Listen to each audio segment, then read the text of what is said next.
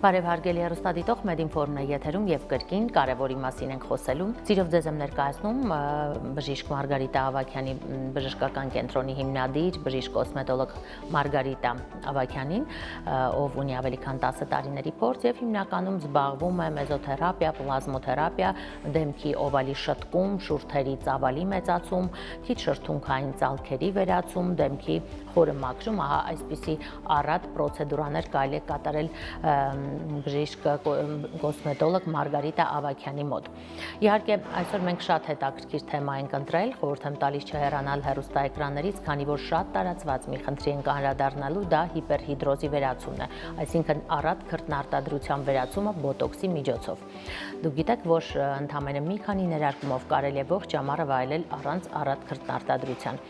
Եվ ահա այս մասին, ինչպես նաև պլազմոթերապիայի անհրաժեշտության ցուցումների մասին կզրուցենք հիմա բժշկուհու հետ։ Բարև բժշկուհի, շնորհակալ եմ հրավերս ընդունելու համար։ Ես նույնպես շնորհակալ եմ հրավերի համար։ Եվ այսպես բժշկուհի երբ է ճիշտ կատարել պլազմոթերապիան եւ առհասարակ այն ինչ խնդիրներ է լուծում, ճիշտ է, որ այն ակնեի դեմ հրաշալի պայքար է։ Այո, իհարկե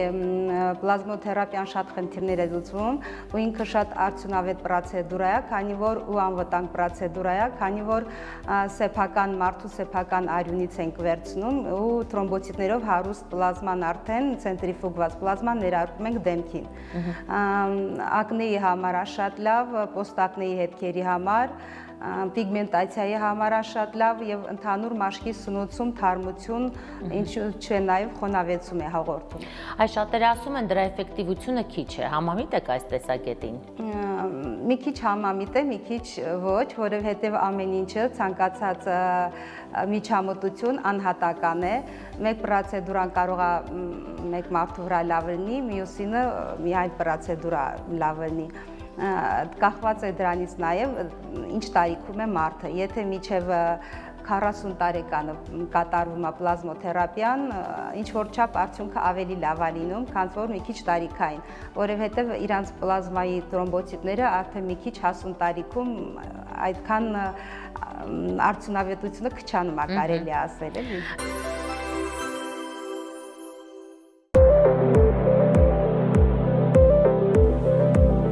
Պլազմոթերապիան արդյունավետորեն պայքարում է տարիքային փոփոխությունների դեմ։ Այն օգնում է բարելավել մաշկի վիճակը, ակնեի եւ հետակնեի հետքերի դեպքում վերականգնել մաշկի որակը, ստանալ ավելի հարթ երանգ եւ թարմ տեսք, նվազեցնել դեմքի միմիկական, ստատիկ եւ բարակ կնճիռների արտահայտվածությունը։ Միջամտությունը օգնում է նաեւ կրճատել սպիները եւ բարելավել դրանց արտաքին տեսքը։ Չնայած հանգամանքին, որ պլազմոթերապիայի միջամտությունը պարզ է, քիչ ինվազիվ եւ անվտանգ, այնուամենայնիվ ունենում է հակասություններ։ Դրանք են օնկոլոգիական հիվանդությունները, ակտիվ փուլում գտնվող հերպեսը, վարակիչ հիվանդությունները, դաշտանային ցիկլը, հղիությունը, արյունահոսության հակումը եւ արյան նոսրացմանը նպաստող դեղամիջոցների ընդունումը։ Միջամտությունից հետո մեկ շաբաթվա ընթացքում պետք է պաշտպանել մաշկը ուլտրամանուշակագույն ճառագայթումից եւ օգտագործել արևապաշտպան քսուկ։ Այս ժամանակահատվածում խորհուրդ չի տրվում նաեւ այցելել սաունա, լողավազան, սոլյարի եւ կատարել մերսումներ։ Ներարկման հատվածներում միջամտությունից հետո հնարավոր է նկատվեն աննշան կապտուկներ, որոնք ինքնուրույն անհետանում են հաշված օրերի ընթացքում։ Ճիշտ է, նույնիսկ մեկ միջամտությունից հետո կարելի է տեսնել պլազմոթերապիայի արդյունքը, սակայն այն խորհուրդ է տրվում կատարել համալիր սկզբունքով առնվազն 4 միջամտությամբ։ Միջամտությունները կատարվում են 1-ից 2 շաբաթ ընդմիջումով, իսկ կուրսը կարելի է կրկնել տարեկան 2 անգամ։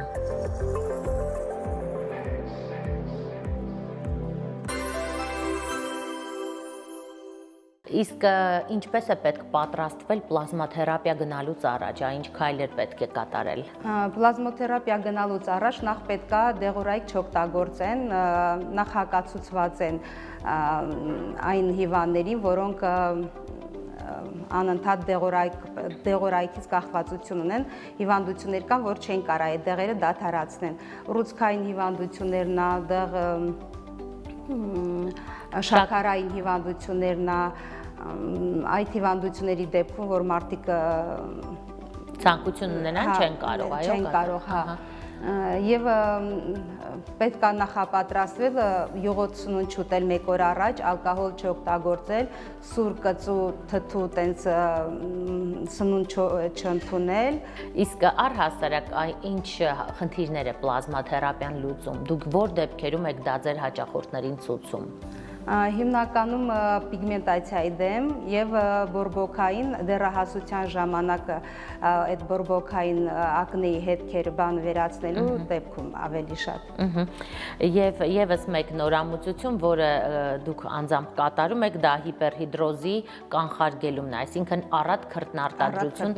որը մեր շոկ երկրում հատկապես շատ տհաճ է ամռան ամիսներին կանանց համար եւ ոչ էսթետիկ եւ ոչ հարմար։ Խնդրեմ ներկայացնեք նախ ինչ է իրենից ներկայացնում հիպերհիդրոզը, հետո խոսենք մեթոդի մասին, որ այն կանխարգելում է։ Հիպերհիդրոզը դա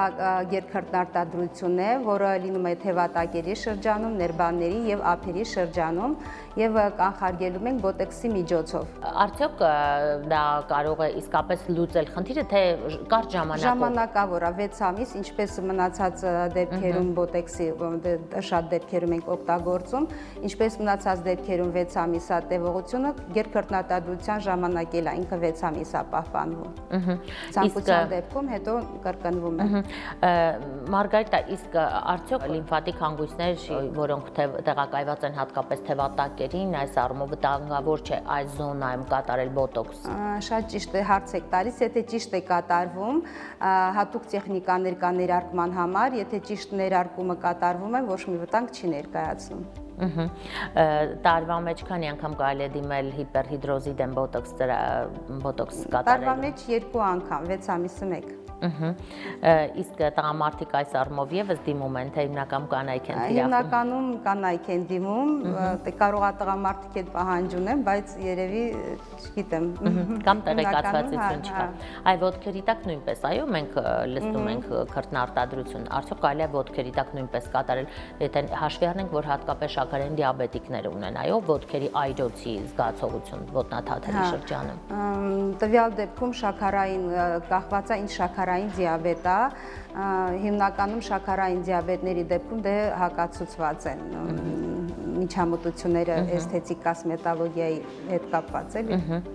Իսկ հիպերհիդրոզի դեմ բոտոքս ներարկումից հետո կան որոշակի սահմանափակումներ, մարդը պետք է հետևի այդ կանոններին։ Պետք է, այո, կանոններ կա, որ պետք է պահպանվի, 2 շաբաթվա այդ բաղնիկ, սաունա, շոկեբաղնիկ, տաքացնող միջամտություններ չանել, սպորտով չզբաղվել 2 շաբաթ։ Բայց հետո ոչ մի սահմանափակում չկա, ալկոհոլ չօգտագործել։ Հետաքրքիր է ձեզ մոտ խորհրդատվությունը անվճար է։ Իհարկե խորհրդատվությունը անվճար է։ Իսկ Մարգարիտա, կարող են ձեզ դիմել, ենթե ցանկություն ունենան հաճախորդները եւ միասին որոշեք, թե նա ինչ պրոցեդուրայի անհրաժեշտություն ունի։ Իհարկե հիմնականում տենց էլ արվում է, դիմում գալիս են խորհրդատվության, մարդկա այդ տվյալ պրոցեդուրայի կարիքը ինքը չունի, արդեն ուղղորդում եմ իրան ինչը ավելի շատ անհրաժեշտ տվյալ դեպքում հաճախորդ կա, որ բուժարու կա, որ ընդունում է, բուժարու էլ կա, որ չի ընդունում, ինքը կենտրոնացված է կոնկրետ մի պրոցեդուրայի վրա, տվյալ դեպքում ընդառաջում ենք, որ իր ուզածով լինի։ Շատ լավ։ Եվ կրկին անդրադառնանք հիպերհիդրոզի վերացմանը բոտոքսի եղանակով, արդյոք սա ճիշտ ժամանակն է հիմա դրա դեմ պայքարելու համար։ Այո, հիմա ճիշտ ժամանակն է, քանի որ արդեն ամառվա շեմին ենք, դրա համար ճիշտ ժամանակն է։ Կարող են դիմել հիմա կատարել ու 6 ամիս իրանք առանց տհաճ զգացողությունների կվայելեն, կարելի է ասել, այս ամառվա եղանակները։ Շնորհակալ եմ բժշկուհի հրավերս ընդունելու համար եւ ինֆորմատիվ հետաքրքիր հարցազրույցի համար։ Ես նույնպես շնորհակալ եմ։ Հաջողություն եմ մաղթում ձեզ։ Այսքանը հարգելի հեռուստադիտող, շնորհակալ եմ նաեւ ձեզ ուշադրության համար եւ իհարկե մենք կարեւոր ինֆորմացիա այսօր քաղեցինք կոսմետոլոգ բժիշկ Մարգարիտա Ավագյանից, այն որ հիպերհիդրոզի դեմ արդեն պայքար կա, ընդամենը մի քանի բոտոքս ներարկման շնորհիվ կարելի է ողջ ամառը անցկացնել առանց քրտնարտադրության, առանց ավելորդ դիսկոմֆորտի։ Այսքան այսօրվա Մեդինֆորմը ձեզ համար պատրաստել էր գեղեցկության առնչվող փոքրիկ ինֆորմատիվ հաղորդում, շարունակեք հետևել մեզ եւ մեր հաղորդումներում կարող եք գտնել ձեզ հետաքրքրող ամենատարբեր հարցերի պատասխանները։ Իսկ մենք կհանդիպենք, եղեք գեղեցիկ եւ առողջ։